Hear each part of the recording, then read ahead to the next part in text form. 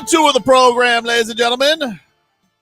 Tobin and Leroy here with you on 104.3 FM, WQAM. Let's get to our headlines brought to you by Doral Kia. Doral Kia, choose from over 500 new Kia miles in inventory at the Sports, Sorrento, and Telluride. Remember, when it comes to Kia, the great deals are at Doral Kia. I just did my favorite thing ever when it happens, Leroy, during the break.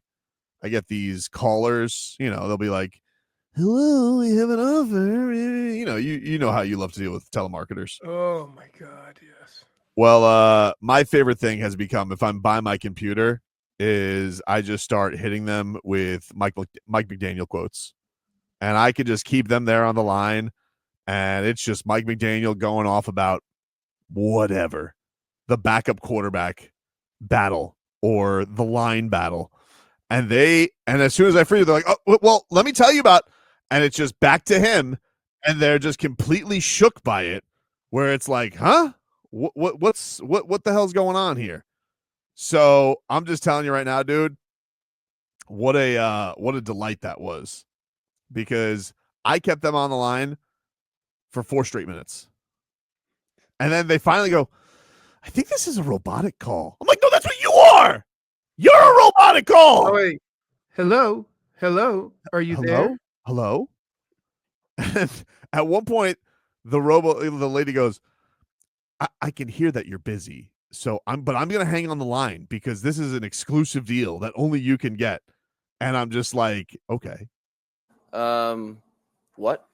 And I just keep hitting him with Mike McDaniel stuff non-stop. It was a delight. A delight. Anyway, here's real Mike McDaniel sound. Mike McDaniel talked about the backup quarterback battle between Zach Wilson and Quinn Ewers after Quinn Ewers had a really good second half. Zach Wilson was all right, too. I would say this. Both look pretty good. Let's be fair to Quinn Ewers. He didn't have a terrible first game, right? It's something to throw a ball into space, and it's something to throw a ball to a receiver. It takes a while to get used to that, and he picked it up pretty quick. Being at his second game, he was much better at it. He looked really good. Yeah, I thought he looked really good. I thought he looked really good. And the one thing that we don't ever take in account is when the receiver drops the ball. He had some drop passes his first game, so it made the numbers. Yeah, it made the numbers look a little. That's true. He didn't look good. I think it was the turn of the ball over too. He got lit up a couple times. Right. That's it. I'll tell you one thing though, man. I felt good that D. Eskridge was able to bounce back, because is there a worse guy you feel for in preseason than the muffed punt guy? Oh, I mean, that was one job. I was like, no, but he bounced back. He had a really good drive. Dude, let me explain something to you. There is no more dangerous thing in sports than catching a punt.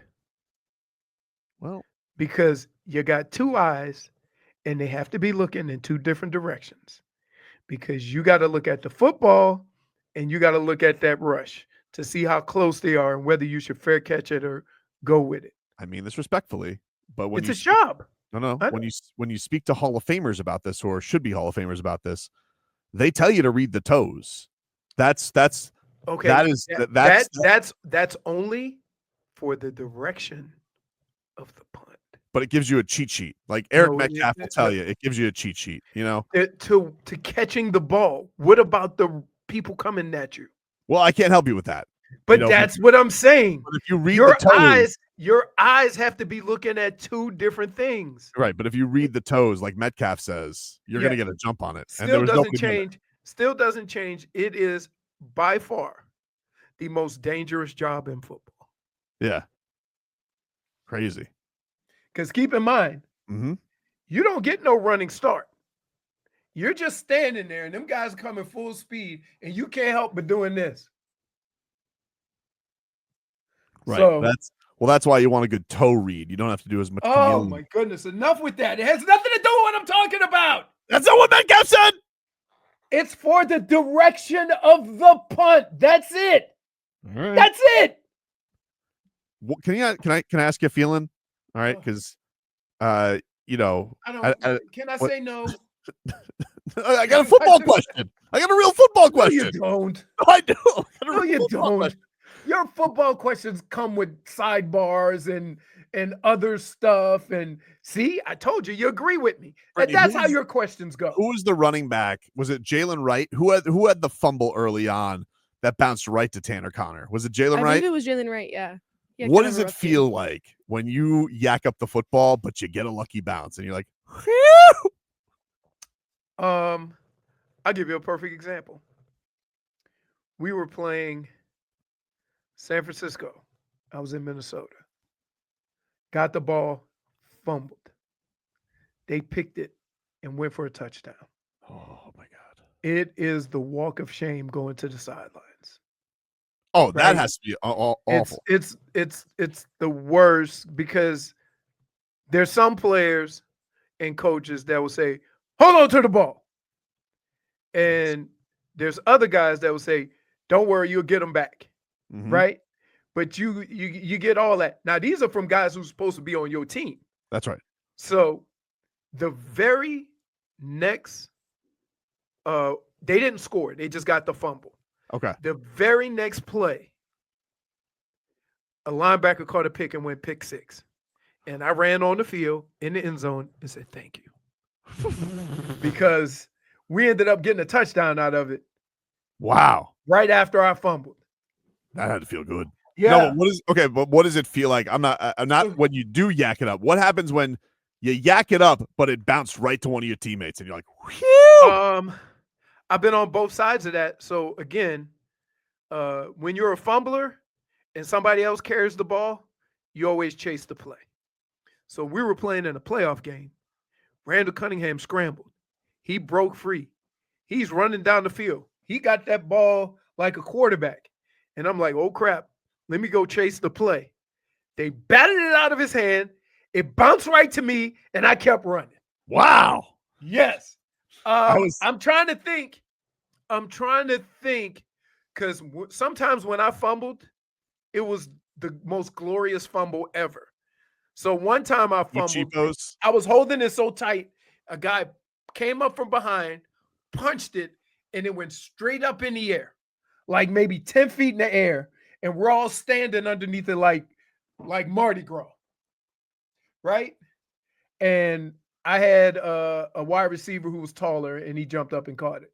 And I was like, whoo, but you still get the same heat. You get more heat if we get the ball back. So Jalen Wright's still getting heat for yakking for fumbling. Correct. Even with Tanner Connor. Correct. And then you got to watch film. And here's the thing about fumbles. Like, imagine you holding a football and you have it at all the pressure points and you see it on TV. They try to tell you how you should hold it and protect it. And you have all that, right? And then somebody throws a Mike Tyson haymaker and punches it out. Sometimes the defense makes a good play and there's nothing you could do about it. And you just kind of have to just take the heat and go on and just acknowledge that he made a good play. I've had times where I'm holding the ball, right? They see the ball's tight. They grab your hand, right?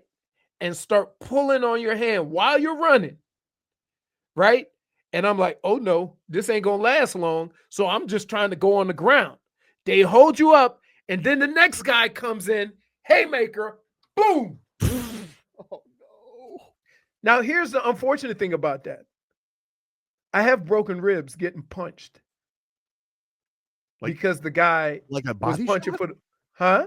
Like he hit you with the body shot? He hit me with a body shot because he missed the football. I saw him punching, so I picked the ball up like this, boom, right in the ribs. Jeez. So it yeah.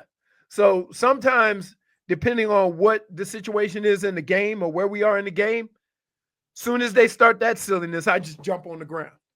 Okay, that's enough. 4 or 5 yards, that's good. Because I don't want to be the guy. It don't make no sense to get 10 yards and then you don't have the ball. No, seriously. Right. So you just gotta. It's a tough thing, man. When those guys are, because the rules have changed, as how they get the ball out. And you see them. There'll be guys coming over the top. Boom. Guys punching underneath. Like, meanwhile, if they miss, guess who's there? Oh, riblets. And they just tear. Dude. And you can't wear the, like, I wore the, what is it called? The bulletproof vest. I've worn that after I broke ribs, but that's plastic or Kevlar. And the ball slides. So now you're even more screwed if the slightest little bit of movement. So yeah, it's a tough thing. But the way my solution was, if I run hard enough, they won't give a damn about this football. They're trying to get me on the ground. Rob Higgins says, Tobin, you need to put that caller, the telemarketer, on the air, Phil Hendry style. I feel like we've gotten a lot stricter with the recording of phone call rules, but to be fair, they doing it to you. They are doing it to me. So I don't know what the rules are there. I'll probably have to ask Galen, which that'll mean he'll say, you know what that means. He's going to say no. We couldn't even. But I agree. I should be allowed to put that on the air. We couldn't even do smelling salts. How are we going to be able to do that? What if we bring our own? Those are the rules.